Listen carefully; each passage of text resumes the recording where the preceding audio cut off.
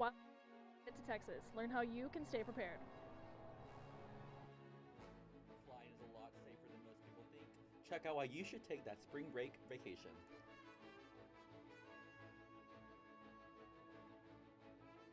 We're going to lose an hour of sleep. We have some tips to preserve your beauty rest.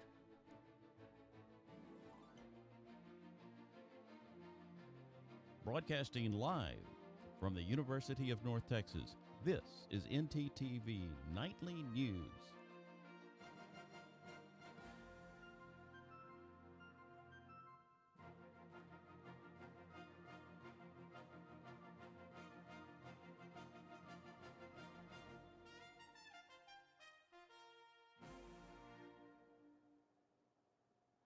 Good evening, and thank you for joining us on ntTV Nightly News. I'm Valentina Rojas.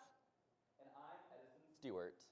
The story that has rocked the nation and certainly the education world tonight, President Trump is ordering the U.S. Department of Education to close. This education department is one of the smallest, but it controls nearly $2 trillion, much of that in student loans. But how will this move impact Texas? There are nearly 780,000 students here in Texas who have federal student loans, and that equals about $129 million. Now, even if the Department of Education is eliminated, everyone would still have to pay back those loans, but it's unclear where the money would go. As for public funding for kindergarten through 12th grade, federal dollars equals just over 18%. The state supplies the rest of it. State education officials are very concerned, saying these cuts would impact class size, make higher education more expensive, and kill special education services to students. But the real question is, can President Trump actually eliminate a federal department? It seems the answer is no. During confirmation hearings for the Secretary of Education, she was asked this question directly by Senator Bernie Sanders. Do you agree, and let me just once again get your feelings on this, that if there is a movement to abolish the Department of Education, it has to go through the United States Congress? Yes, it is set up by the United States Congress, and we work with Congress. It clearly cannot be shut down without it. The Democrats reacted today as well, calling this unconstitutional and say they will be taking this matter to court. You can't abolish the Department of Education through an executive order. He apparently likes losing in court because he'll lose again. Because as soon as this gets issued, he's going to be sued and he's going to lose. And the votes don't bring the bill to Congress. We welcome that fight. Bring the bill to Congress if you want to get rid of the Department of Education. Now, Valentina, we're going to hand it over to you. Thanks, Edison. The other big story tonight, the measles outbreak that began in West Texas has rapidly added cases all over the state. We now stand at 159 confirmed cases. So far, there are no confirmed cases in the Dallas-Fort Worth area, but with the ongoing outbreak already being the largest Texas has seen in decades, health experts say it's possible measles could spread to the Metroplex. Officials say the spread will depend on vaccination records.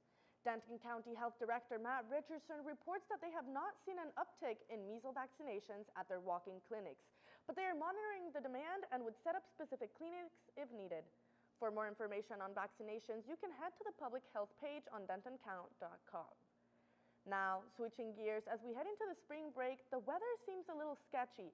Earlier this week, Denton saw severe thunderstorms that brought damaging winds up to 80 miles per hour. For a first look to see if we should expect these storms to return is ntTV weather anchor Maddie Holston. Maddie? Thanks, guys. Yeah, the weather is a little shifty, if you know what I mean. It's going to be about 61 degrees right now. It'll feel like 52, and there's going to be 14-mile-per-hour winds.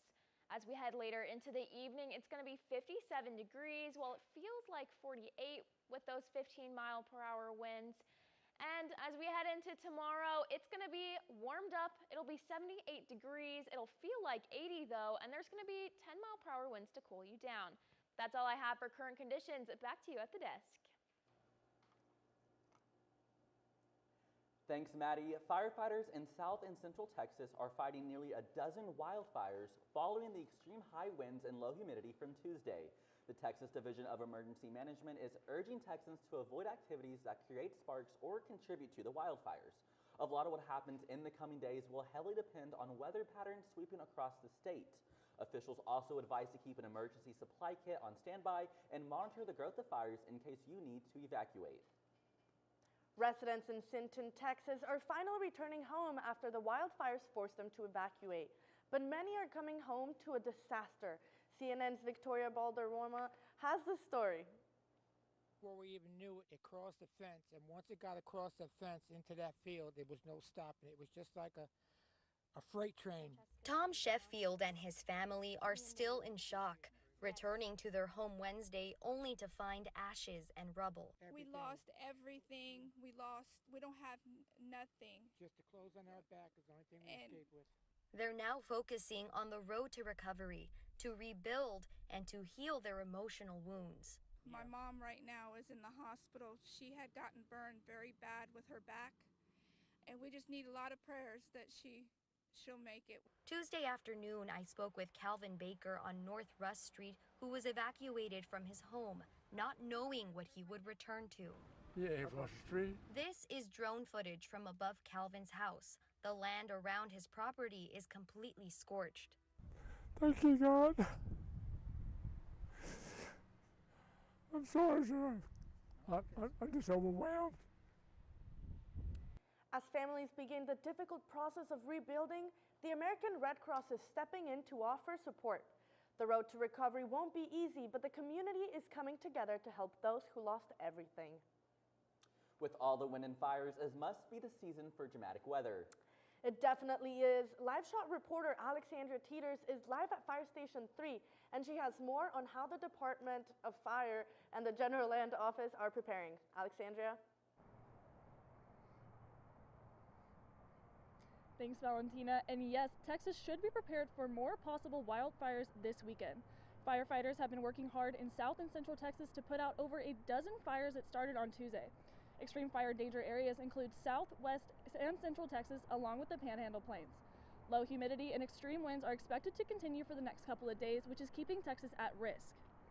The Texas General Land Office says to sign up for your community's emergency warning system to receive alerts. Keep an outdoor water source handy and keep your home clear of debris that could burn. Designate a room inside your home that is completely airtight. Most wildfires are started by humans and are completely preventable. To prepare for extreme weather, Texans should take some precautions, such as keeping an eye out for smoke and fire and avoiding activities that could create sparks. That's all I have for you tonight. Back to you at the Eyes at the Desk. Thanks, Alexandria. Coming up, it's time to spring forward with a new time change.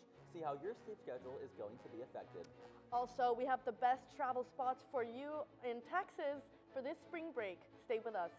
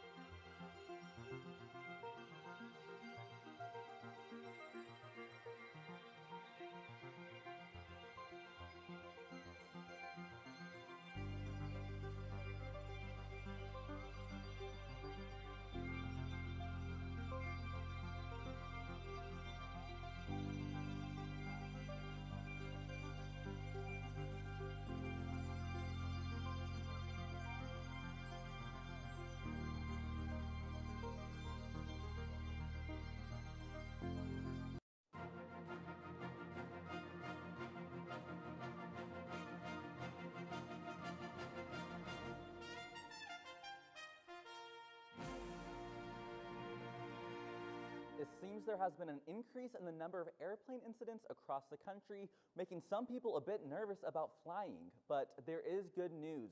I took a deeper dive into why the sudden spike in aerophobia shouldn't prevent you from taking that flight.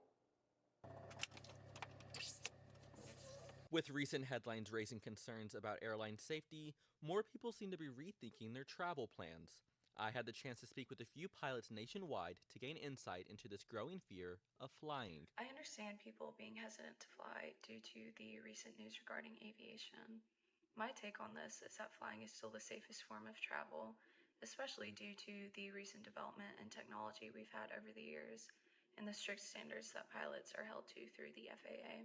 It's probably more dangerous. Well, it is more dangerous for you driving to that airport than it is getting on that flight. So, to get more information a little closer to home, I had the chance to go out to the Denton Enterprise Airport to talk to the director over airline safety. So a lot of our daily work is to make sure that we capture what we call foreign object debris, FOD, and ensure it's removed from the runway. Anything that could potentially cause a tire to blow, or anything that could get caught up in a propeller or an engine, a turbine engine, from as small as a screw to as heavy as, say, a brick or even wildlife. Well, I got to see these safety protocols firsthand when I met up with third-generation pilot and avid Denton Airport flyer, Griffin White. FAA has gotten much stricter over the years, especially with the aviation accidents, and we always learn as an aviation community, and we take those crashes and incidents and learn from them, dissect what has happened in those, and make it better.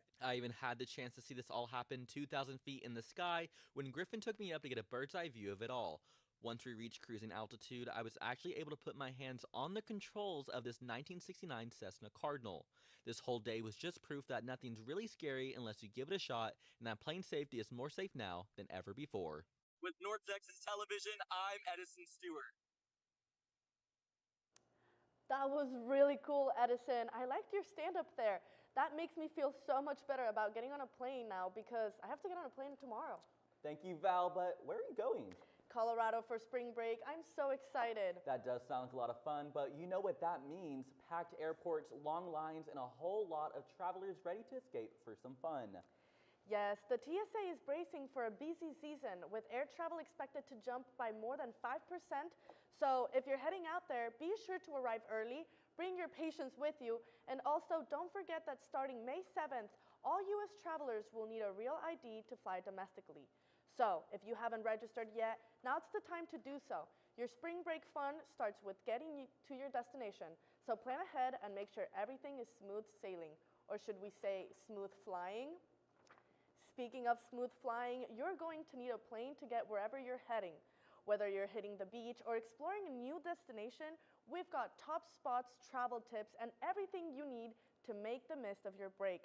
Let's toss it over to our segment anchor, Angelique Black, who has more details. Angelique? Thanks, Valentina. As spring approaches and the temperature rise, it's time to start planning your perfect getaway. Whether you're in search of exciting city life, peaceful beaches, or outdoor adventures, the ideal destination is closer than you think. From Texas' bustling urban spots to stunning coastlines, spring break offers the chance to break free from routine and embrace the season beauty. Pack your bags and get ready for an unforgettable spring break with these top destinations. Top spring break spots in Texas: South Padre Island, Austin, San Antonio, Dallas, Galveston, Hill Country. Top spring breaks to travel to: Cancun, Mexico, Miami, Florida, Punta Cana, Dominican Republic, Las Vegas, Puerto Rico, Nashville, Tennessee, Bahamas, and Amsterdam, Netherlands. Each destination offers its own unique experience depending on whether you're seeking relaxation, adventure, or lively party atmosphere. And there you have it, the top spring break destination. No matter where you're headed, we hope you have an unforgettable time. That's all I have. Back to you guys at the desk. Thanks, Angelique. Edison, aren't you just so excited for this break? I am, Val, but I think I may be more excited for the good weather coming our way. With the full forecast for spring break is Maddie Holston in the studio with more. Maddie.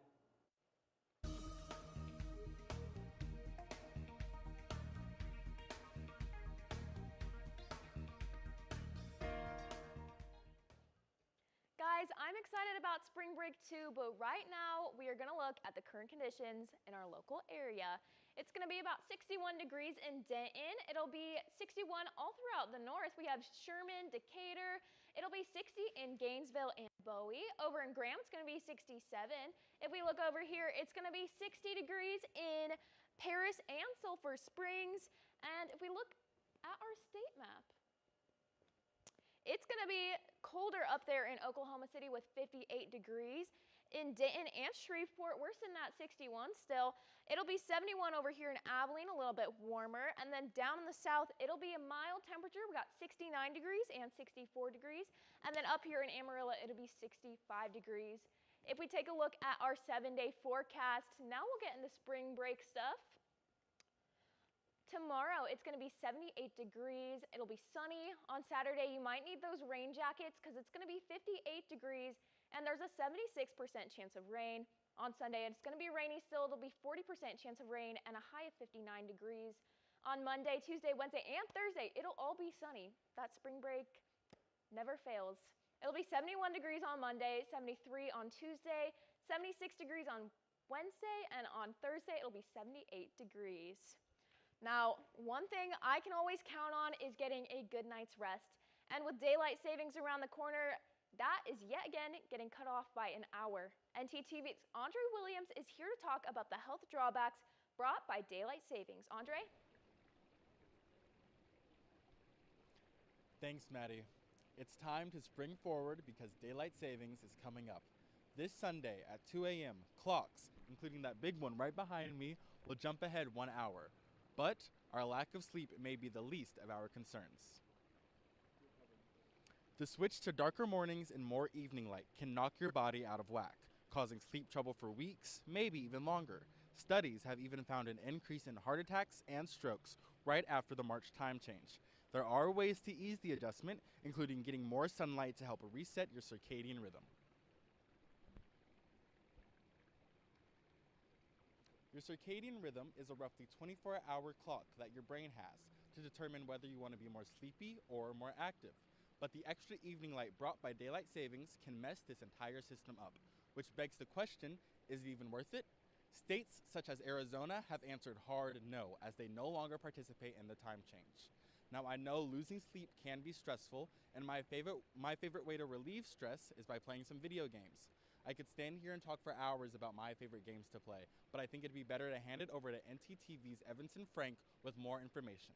Evanson? Dre, I'm outside the former location of Free Play, one of Denton's most famous arcades.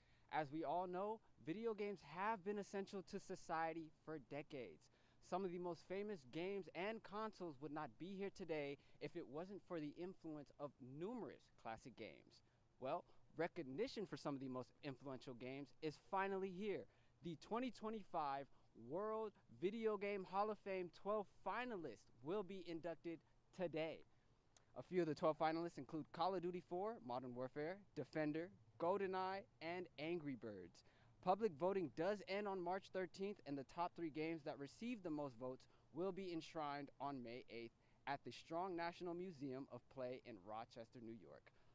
All these nominations has me itching to play Fortnite, but now is not the time, so back to you, Edison. Thanks, Evanson. Video games are more than a game. For many, they allowed an escape during their childhood and also has impacted our culture over many years. Stephen Mandenberg, a professor here at the University of North Texas, explains the impact of the Hall of Fame nominees. Game, but it's not just about fame, it's about how being inducted can influence culture beyond that, right? So we mark them as things to remember, things to recognize, things to know. So having a diverse body of works that we can recognize as important games is important, right?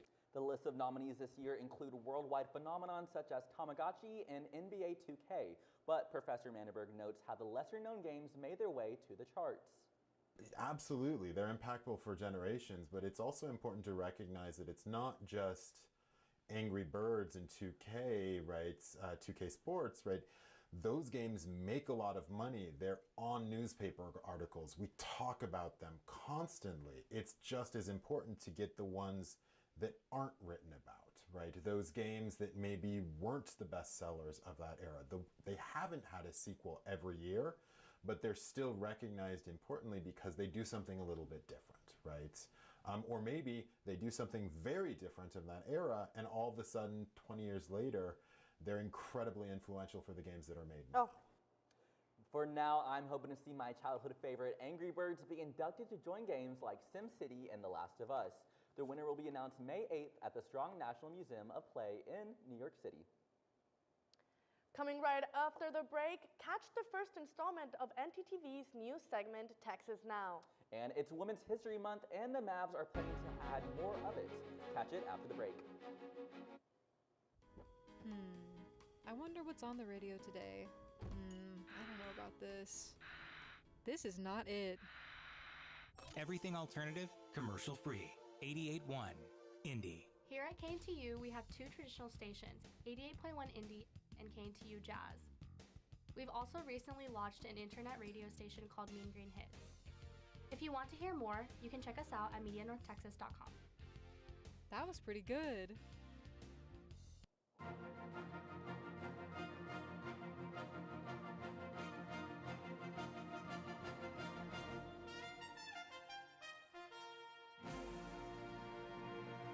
Texas is a big state with a lot happening. Let's head over to Isabel Smith with a look at what's been happening around the state in tonight's Texas Now. Isabel? Thanks, Edison. A bus crash yesterday in Port Arthur, Texas left 60 people injured and at least 5 in critical condition. The collision happened between 2 charter buses being used to take plant workers home. A third bus involved in the accident ran off the road entirely. Officials are working to determine what caused the collision and did not specify which plant the buses were coming from. Well, it began as a threat, but all turned out well in the end. A plane carrying over 150 passengers bound for Mexico had to make an emergency landing in El Paso yesterday after a written bomb threat was found aboard. The incident happened on a Sun Country Airlines flight. A passenger aboard the flight a written threat to crew members. Law enforcement officials searched the plane after landing and found no credible threat. None of the passengers or crew were injured, and the FBI is currently investigating the incident. The airline says it is working to get the passengers and crew to their final destination. That's all for me. Now, back to the desk. Thanks, Isabel. As part of their celebration of International Women's Day on March 8th and Women's History Month, the Dallas Mavericks are making history with an all-female broadcast team for their Women Nights game against the Memphis Grizzlies.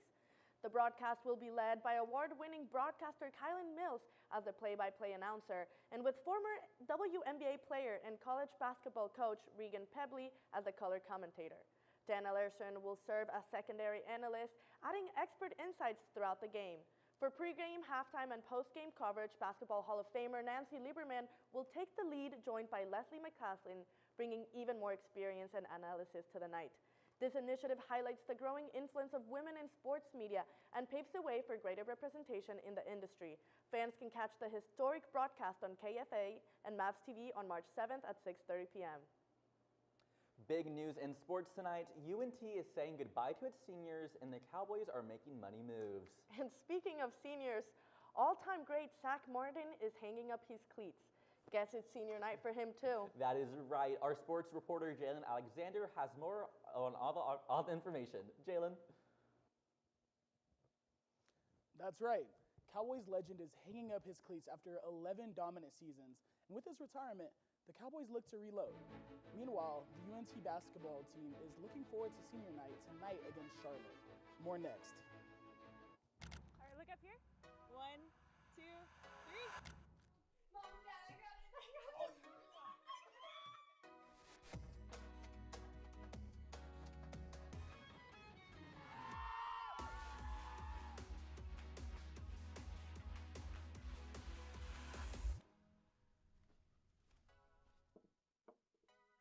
You're right, Mom. I have.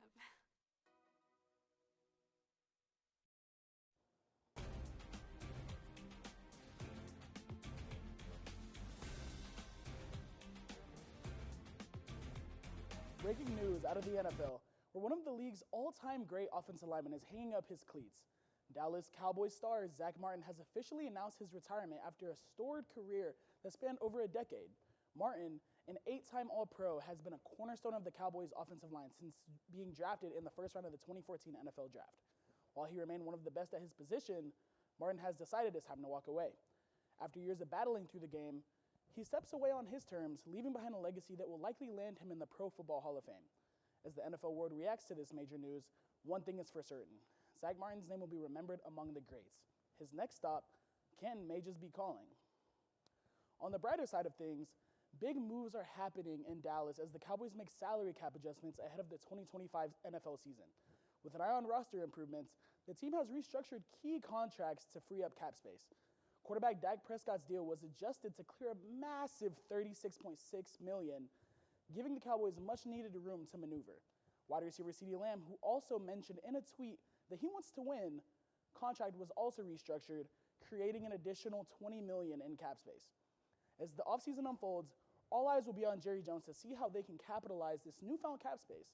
Will Dallas make a splash in free agency, or will they use these moves to secure their core players for the long haul? One thing's for certain, the Cowboys are gearing up for a pivotal season. It's a big night in Denton as the Mean Green men's basketball team takes the court for their final home game of the season, facing off against Charlotte.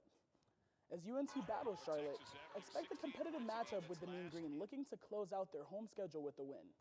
Every possession will be fueled by the energy of the fans who have supported this team through every high and low. Beyond tonight, the focus shift is to the postseason, with their sights set on deep on a tournament run. UNC will look to build momentum from this last home game. But for now, it's all about celebrating the seniors, one last time at home, and one last time in front of their fans. It's a night to remember in Denton. That's all I have for sports. Back to you guys at the desk. All right. Who's got $10 million to spare right now? Wow, Valentina, what could you possibly need $10 million for? Michael Jordan and Kobe Bryant's rookie jerseys are both up for auction this spring. That's why she needs all that money.